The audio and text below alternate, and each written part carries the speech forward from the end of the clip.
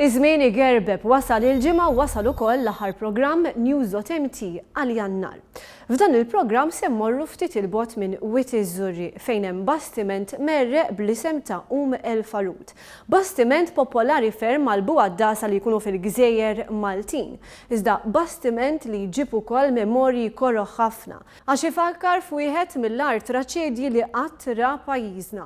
Fuq riċerka tal-kollega Nicole Buttigieg, News.mt ser ifakkar din it-traċedja 20 sena wara. Naraw.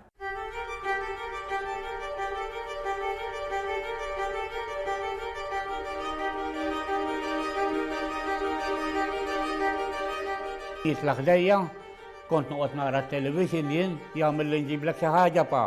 Qabel nitlaq ngħidlu le, ngħidlu suq bil-mod waqgħod attent, dawk l-aħħar kliem li jgħidlu.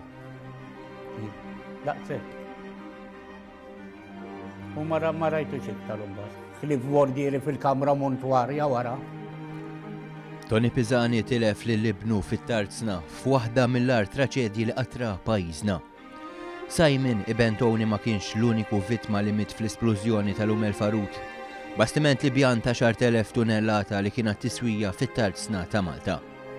Il-każ seħħ 20 sen ilu propju fit-3 ta' Frar 1995. Simon kellu 22 sena. Il-vittmi l-oħra kienu George Akulina ta' 24 sena, Carmelo Callus ta' 46 sena, Mario Hales ta' 39 sena, Simon Mifsud ta' 26 sena, Angelo Xiberras ta' 51 sena, Paul Seguna 36 sena, Anthony Vassallo ta' 29 sena u George Wireb li tilef ħajtu fl-età ta' 57 sena. Dawn il-ħaddiema li wħud minnhom ħadmu fit-Tarzna fis-snin tal-glorja tagħha kienu nies tas-sena u li b'ħidmithom kienu jkunu kburin huma u anke rabathom. Tony Pisani spjegalna kif ibnu kien ilu jaħdem it-Tarzna l madwar 3 snin u kien jaħdem bħala fiter. Fjum it-traċedja Simon kien xogħol f'baċir numru 2, iżda id-destin ried mod ieħor. Dak ma kienx fuq dak il-vapur, fuq it-tri, dak kien fuq it-tu. Imma mbagħad tieħbu għallu Simon, għallu bdilha, għallu ħankunu flimkien. Bekk li ġara, u dak bidilha minn flok fuq it-tu, marma dak fuq it-tri u ġara li ġara. Splużjoni kbira, dak li ġara. Splużjoni li teqpa' mfakra bħala teba kera fl-istorja tat-Tarzna Maltija. Mal-ħoss tal-isplużjoni quddiem it-Tarzna bdew jinġabru bosta persuni, kulħadd jistaqsi dwar seta' ġara, għalkemm l-indikazzjonijiet kollha kienu li mit-Tarzna kienu se jinħarġu qatt ta' kadavri. L-aħbar dlonk bdiet tiġri mal-pajjiż kollu. Dak iż-żmien Felix Aġus kien editur tal-ġurnal Kulħadd. Jitkellem kif l-aħbar waslitlu fi ftit ħin. Kienar kien il-ġimgħa fil-għaxija. Il-ġimgħa fil-għaxija niftakar konna qegħdin nieklu flimkien ma' ħbieb ġewwa ristorant With a Lime. U kien hemm magħna Dr. Alfred Sant li dak iż-żmien kien kap tal-Oppożizzjoni. U propju l-aħbar kienet li waslitilna meta ċemplu lilu biex jgħidulu li kienet ġrat splużjoni kbira it-Tarzna. Niftakar badna ħallasna, naqas niftakru x'ħażna ma ħadniex u tlaqna niġru il-grupp li konna hemmhekk tlaqna niġru lejn it-Tarzna. Il-Dr. Alfred Sant ħalluh jidħol, però l-inna ma ħallewniex. Kien hemm numru kbir ta' nies ġej minn kull imkien, kulħadd jistaqsi speċjalment dawk il-raba tal-ħaddiema li kienu qegħdin jaħdmu bil-lejla. Eventwalment il-President Emeritus George Abela kien involut fil-każ bħala avukat ta' ħut mill-familji tal-vittmi. Iżda dakinhar kien fuq il-post ukoll jitkellem dwar dak li baqa' timbrat f'moħħu. Għadni niftakar sew kont ħalt fil-baċir ġifieri wkoll fuq it-tarf tal-baċir fuq u niftakar ma ninsija għaddi xena jenna. Il-Monsinjur Anton Guder kien qiegħed hemmhekk ibierek minn hemm fuq għax dan litteralment kont qed tara vapur il-gverta tiegħu miftuħa beraħ. Kienet impressjonanti x-xhieda. Sa dan it-tant Tony Pisani ma kien jaf b'xejn. Dakinhar kienu daħlu jorqdu kmieni. Kien l-ħabta tas-6 ta' filgħodu li xi ħadd ħabbat il-bib tad-dar. Xi ftit maħsud biżjara ta' xi ħadd f'ħinijiet mhux normali, Tony niżel jiftaħ. Jirrakkonta x'qalulu. U raġġiex pulizija u tnej oħra, ma nafx min huma. Għaluli mull-isptar, għaluli għax it-tifel weġġa. Id-dok kien ġamejjed imma għax kont naf wara. U monna l-isptar u nsibu diżastru. kulħadd idur minn hemm u tobba waqqatna. Jiena bdejt infittex it-tifel ħa nara fejn hija. Mbagħad ħarġet l-aħbar u wara tant ħin li mietu. Felix Aġus jispjega kif dan kien wieħed mill-iktar episodji diffiċli li rrapporta f'karriera twila ta' ġurnaliżmu. Fid-dawl li traċedja ġrat il-ġimgħa fil-għaxija kienu l-bulettini tal-aħbarijiet tas-Sibt u l-gazzetti tal-Ħadd li kellhom ir-responsabilità li jwasslu l-aħbar. Għal kull ġurnalist dan huwa mument delikat. Il-ħsieb imur fuq il-bilanċ bejn li titwassal ir-realtà li kien hemm fuq il-post u s-sensittività lejn il-familji milquta minn din it-traċedja. Il-faċċata tal-ġurnal Kulħadd kienet titkellem weħda. Kenna ritratt tal-Baċir meħud minn fuq. U il-ritratt kien il-lidi għanna biex najtek, biex kif namlu front page. U niftakar kien hemm Tony Preka, ħabib tiegħi, u kien issuġġeri li l-ispeċi ma namlu xejn ħlif dak ir-ritratt u headline biss li kien jindika jagħti biex ngħidlek stampa ta' dak kollu li kien ġara. U jekk minn is-żbal il-headline kien ġbi kellna il-Baċir, ritratt tal-Baċir minn l-ewweli, u mbagħad il-headline kien Baċir numru 3 qabar għal 9. Iżda it-tarzna minn dejjem kien post tax-xogħol perikolus.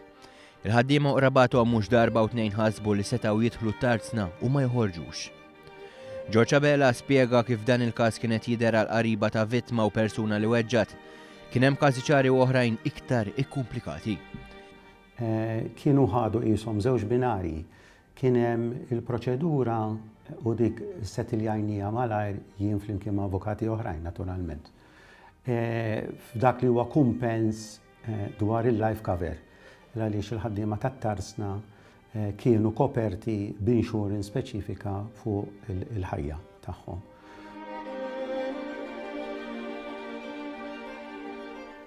Iżda x'kienet il-kawża ta' din it-traċedja? Fost l-esperti li ħadmu fuq l-inkjesta brabta ma' din it-traċedja kien hemm l-inġinier marittimu Paul Cardona. Għaddew 20 sena u Cardona ra 20 ta' każijiet. Iżda wieħed bħal dak tal-Umel Farud jibqa' jiftakru sal-inqas dettall. X'ġara? Dana kien tanker li ġor il-petrol fil-Libja. Bej port fil-Libja l-port fil-Libja. U kien juża tankijiet tiegħu kollha biex ġor il-petrol. Meta ġi biex jiġi Malta, xi tankijiet li normalment jiġu użati biex iġor il-petrol, biex il-vapur ikun sejf biex jiġijaw, intlew bl-ilma baħar bil-balast. Meta wasal Malta, tal-vapur ma qalux lid-dockyard illi daw it-tankijiet oriġinarjament kienu bil-petrol. U d-dockyard assumew li daw kienu dejjem balast. Matul il-vjaġġ it-tankijiet kienu mtlew bl-ilma baħar u rridu jitbatlu. Din kienet biċċa xogħol diffiċli, tant li beda jaħdem fuq għax-xjef ta' filgħodu u s-sok ta' dak ta' filgħaxija. Qabdu il-berna u ħarqu. Meta qed jaħarquhom, ħdejn fejn qed jaqtaw kien hemm toqba f'wiċċ il-gverta tal-vapur li kienet tidħol għal ġod tank li kien qed jitbattal. Huma jaqta'whom tar ixrar l-ilma li kien hemm fit-tank li kważi tbattal, allura nkixef is-sides kollha tat-tank li kellu lega ta' petrol li nġabar matul iż-żmien. U il-ħama fil-qiegħ tat-tank illi tkun inġabret bis-snin li ilu jġar il-petrol. Jekk inti jkollok il-mixture bejn l-ossiġnu u bejn il-fumes tal-petrol jilħaq ċertu ammont, tiġi an explosive atmosphere. Meta daw bdew jaħarqu, hemm ġew kien laħaq explosive atmosphere u sploda.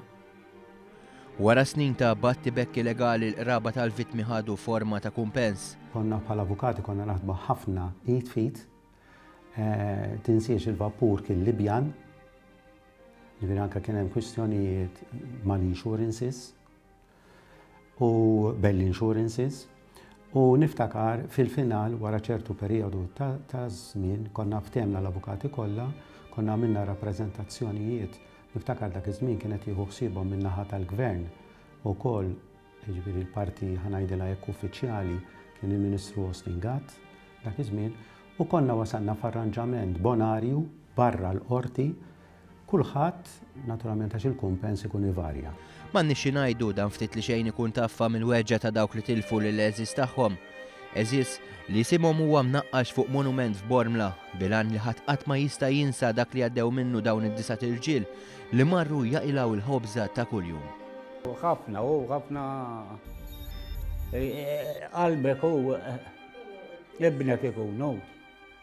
Mordili qatt ma nista' nintieħ biex nintieħ irid imut il-bqija qatt. La jien naħseb u la di waqqas kutu.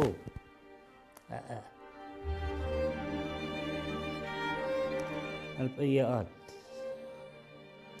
Ma jinsihomx lanqas il-poplu Malti għax kif jgħid messaġġ li hemm ftit lil minn baċir numru 3, il-ħaddiem ma jmut qatt għaliex jibqa' jgħix fix-xogħol tiegħu.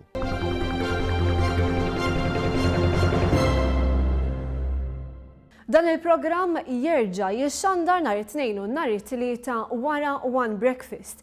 Intant jekk tridu taraw dan il-programm fuq l-internet tistgħu issibuh fuq iċ-channel ta' One News fuq YouTube. Għandna wkoll paġna Facebook. Grazzi tal-li kontu magħna, l-kumplament tal-lejli tajjeb.